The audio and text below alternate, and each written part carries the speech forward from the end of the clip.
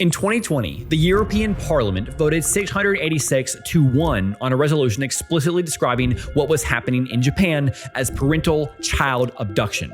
What was happening was this. Article 819 of Japan's Civil Code required family courts to assign sole parental authority to one parent after divorce. The deciding doctrine was the continuity principle. Whoever was physically caring for the child when the case opened was presumed best positioned to continue. Mothers received custody in roughly 80% of divorces. The framework had no slot for joint custody. The Koseki, Japan's family register, records a child under one parent at a time. The resolution called on Japan to introduce shared custody and to enforce return orders under the Hague Convention. Japan had become the last G7 nation to accede to the Hague Convention in 2014. Japan's Ministry of Foreign Affairs responded in March 2024 that the Hague framework and parental authority are separate matters. Individual cases made the issue impossible to ignore. In 2009, an American father named Christopher Savoy intercepted his children on their walk to school in Yanagawa and was arrested steps from the U.S. consulate in Fukuoka.